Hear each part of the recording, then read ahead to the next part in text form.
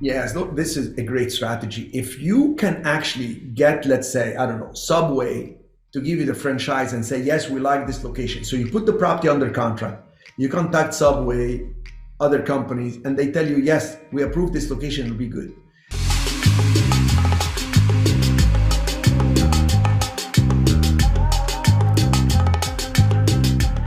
You have to put the down payment for the building. You have to put some tenant improvement. You may be able to negotiate tenant improvement you may be able to negotiate a good price on the building. And then I understand Subway will charge 150,000 to give you the franchise. They will give you the training. You go over, you're gonna actually remodel the building the way they want it. You're gonna put the business, and your goal could be to put staff and run the business in your building. That's a great strategy. But eventually you want to sell the business and keep the building, because you don't want to work in a business, you want to work on a business, right? I mean, I can't imagine myself making sandwiches for somebody. Heck, I don't make sandwiches for myself, let alone somebody else. So that strategy is great. I'm gonna give you a way, it's a good way to do it, but the better way is to take the building, listen to me carefully now. Take the building as lease with an option to buy. So now you're leasing it and you tell the landlord, I would like to lease, but you need to kick in 50,000 for remodeling. Now the landlord wants to lease it, so they're gonna kick in some money. So you put less tenant improvement.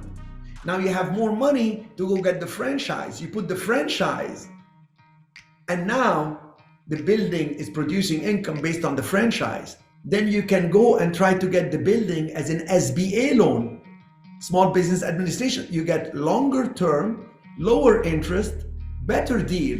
And now you have yourself two ways to make money, from a business and from a building.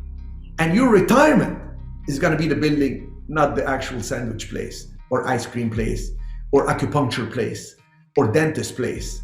I can go on and on and on for your license. If you're a doctor and you're leasing a space, you should have the lease with an option to buy. If they don't have an option to buy because it's office medical building and that is not deeded, go to another place where it's the deed, there is a deed, and do a lease with an option to buy.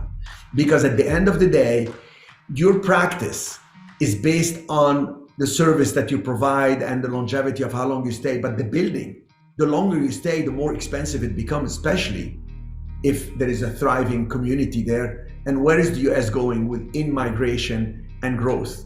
It's more and more and more as the rest of the world keeps getting messed up.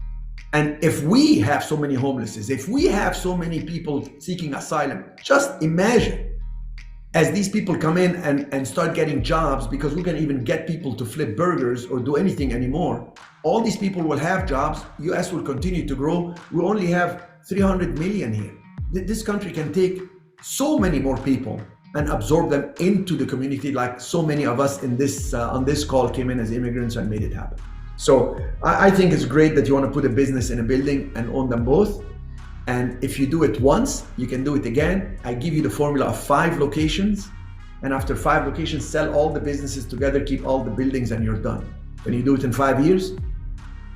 Can you set up a fund and do it, then cash out everybody and keep a couple buildings free and clear and get yourself some cash flow? Retirement is not so difficult.